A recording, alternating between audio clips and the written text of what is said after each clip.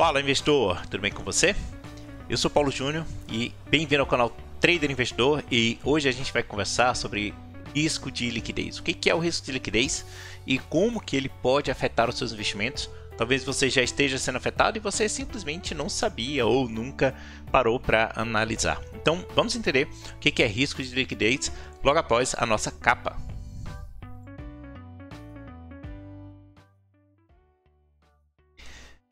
Muito bem, risco de liquidez, para quem não conhece, é um dos tipos de risco que nós temos no mercado. O mercado financeiro, ele é formado ou ele é controlado, obviamente, através de risco, e a gente tem sempre que entender os riscos que a gente incorre em um determinado ativo, quando a gente escolhe aquele ativo.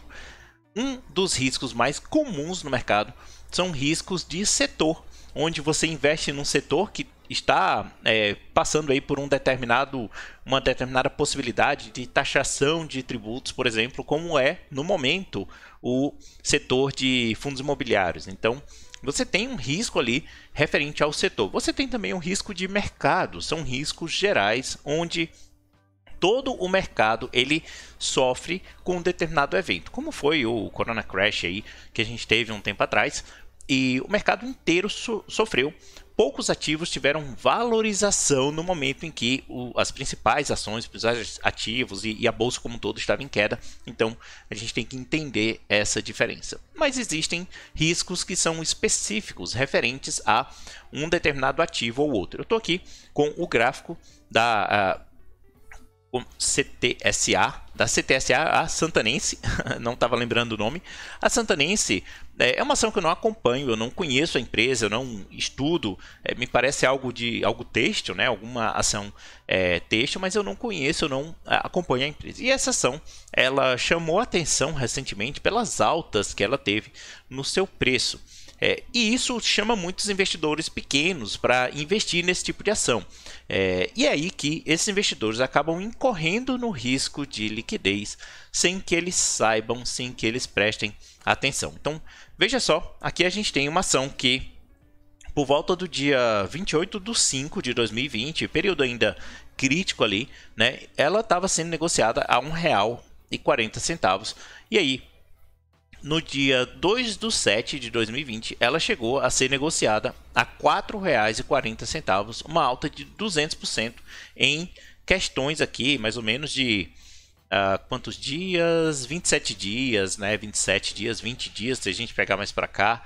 Então a gente vê que tem um período menor, 18 dias. No entanto, a gente percebe que essa é uma ação que ela não tem liquidez. E aqui embaixo a gente tem uma caixinha que eu quero mostrar para vocês. Eu vou até dar um destaque maior a ela, tá? Que é o volume financeiro. No volume financeiro, a gente vai ver o quanto que essa ação negocia por dia ou por período ali, né? No caso, eu estou no gráfico diário, então a gente tem por dia. E aqui a gente tem um dia que o volume, você percebe que essas barras grandes, né? Ela é o volume de negociação, volume financeiro negociado naquele dia específico. Então, você percebe que aqui no dia 19 ela negociou, e aqui no lado direito, bem aqui nessa barra, né, vocês vão ver que tem um número. Esse número é em milhares.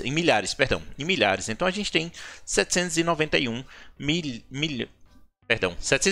mil reais. Então é um valor baixo para ações. Ações que são negociadas abaixo aí, né, numa média diária de meio milhão, 400 mil é baixo, tá?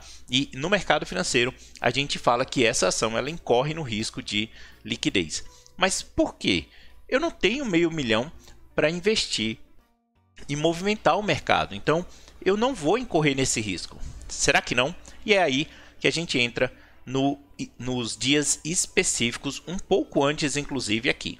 Eu trouxe um pouco antes aqui esse dia, por exemplo, dia 1/6, dia 1 de junho de 2020, e nesse dia essa ação negociou R$ 5.000.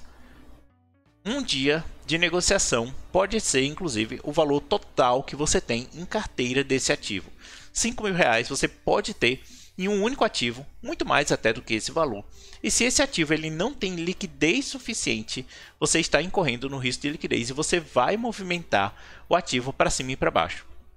É claro que você pode ir vendendo aos poucos ou comprando aos poucos e você não vai movimentar tanto o ativo, mas no dia que você precisa de repente vender de uma única vez, por algum motivo, você vai incorrer nesse risco, porque você vai movimentar o mercado e uma venda expressiva, uma venda maior no mercado financeiro, ela faz esse tipo de movimento aqui, e é por isso que eu quero trazer ele para vocês. Deixa eu colocar ele aqui de novo, está aqui.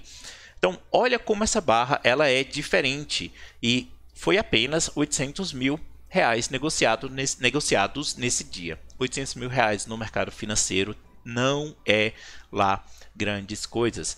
E olha o que aconteceu nos dias seguintes, eu vou trazer mais alguns dias, temos mais uma barra grande aqui de 2 milhões, aí tudo bem, né? Começa a ter uma liquidez razoável e percebe que foi na compra, né? Então, pessoas comprando ali absurdamente, com muita vontade. Mas nos dias seguintes, então se a gente olhar aqui os dias, alguns dias posteriores, né? Olha só, 75 mil reais negociados, um valor muito baixo. Vocês estão vendo essa linha amarela? Tem até um pontinho amarelo aqui no canto. Essa linha amarela, ela é a linha referente à média dos últimos 200 dias de volume negociado. Ou seja, se a gente somasse todo esse volume, dividisse pelos 200 dias, qual seria a média de negociação? E aqui a média está marcando, né, o valor em amarelo, 80 mil reais. Ou seja, a média de volume negociado desse ativo nos últimos 200 dias é de 80 mil reais. Vocês vão ver que ao longo de 2021 esse valor melhorou. Então deixa eu trazer aqui já para 2021, tá aqui. Então aqui a gente tem junho de 2021 e julho. O valor melhorou, então agora ele negocia uma média aqui de 191 mil reais. Mas ainda assim é um valor baixo. Por que é um valor baixo? Porque isso é uma média. Percebe que esses gráficos ou essas barras grandes, né, elas estão aumentando o volume consideravelmente. Esse dia aqui, por exemplo, foram 3 milhões e 200. Então isso destoa a média normal. E se a gente vier aqui para esse período, eu vou dar um zoom aqui. Nesse período, a gente volta a ter períodos em que a negociação foi de 29 mil reais no dia. E, de novo, se você tem um patrimônio de meio milhão, 1 milhão ou alguns milhões, você vai incorrer nesse risco. Se você tem um patrimônio pequeno de 50 mil, 100 mil, até 300 mil, talvez você não incorra nesse risco, o que é normal e é bom. Ou seja, são movimentos que o pequeno investidor ele consegue pegar, mas ainda assim ele precisa ter cuidado, porque o risco de liquidez está ativo e é um risco que você tem que saber ao entrar num ativo como esse, ok? Então, aqui nesse caso, na CTSA 3, né, é um ativo que você tem risco de liquidez sim. Um dia que o mercado esteja muito eufórico e que você precise vender, você não vai conseguir vender com velocidade, tá? E aí você vai incorrer no risco de liquidez. Por que você não vai conseguir vender com velocidade? Porque vai acontecer isso aqui, uma queda em um único dia aqui mesmo. Por exemplo, nesse dia tivemos uma queda de 10% e um volume negociado de apenas 1,5 milhão. Ou seja, se você vai vender 20 mil, você pode estar no meio aí de um bolo de pessoas, de um conjunto de pessoas que também está tentando vender. E como não tem um volume muito grande, muita gente querendo comprar, o preço da ação ela se desloca muito. Então, qual que é o risco de liquidez? É você mexer no preço e o preço se deslocar muito para cima ou para baixo em determinados dias. E isso é o famoso risco de liquidez. Então, espero que tenha ficado claro para você. Eu quero te mostrar aqui apenas mais uma janelinha, que é essa janelinha aqui do livro de ofertas. O livro de ofertas, para quem não conhece, é um livro onde são registrados as intenções de compra e venda. Eu já fiz um vídeo sobre o livro de ofertas, mas posso fazer um outro mais detalhado no futuro. No livro de ofertas, do lado esquerdo, você vai ter as intenções de compra e você vê que as compras começam em 2,99 e vão descendo. Ou seja, é claro que se eu quero comprar, eu tenho que comprar num preço abaixo das pessoas que querem vender, porque senão era fechado o negócio. Lembra, para fechar o negócio, você tem que ter um preço de venda e um preço de compra iguais entre duas pessoas, duas partes distintas que vão fechar o negócio. E no book de ofertas, ou no livro de preços, como é chamado aqui em português, né, a gente tem intenções de compra a 2,99, intenções de venda a 3,01. Se eu quiser comprar agora a mercado, eu tenho que comprar da melhor intenção de venda. A melhor intenção de venda é 3,01. Se eu quero vender agora, vender a mercado, ou seja, no melhor preço de alguém que esteja querendo comprar, porque se eu quero vender, eu quero encontrar um comprador, né?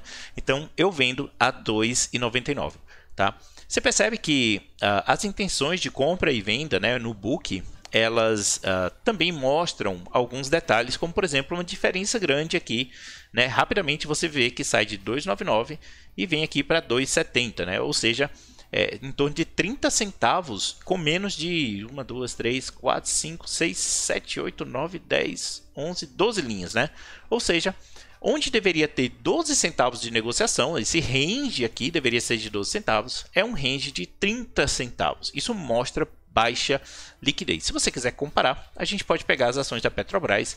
É claro que aqui é um exemplo bem diferente. A Petrobras ela é considerada ultra líquida, né? Mas a gente vê que tem cada centavo ele é preenchido, né, com um determinado preço, ou seja, em 10 linhas nós temos 10 centavos de negociação.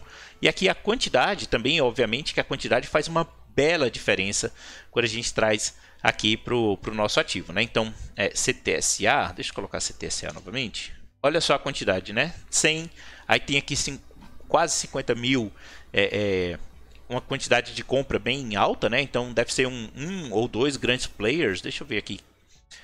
Um grande player, que é a XP, está comprando 47 mil, ou deseja comprar, é uma intenção, deseja comprar 47 mil ações aqui de CTSA3 a R$ 2,98. É uma intenção, tá? Então tá aqui um volume bem expressivo, né?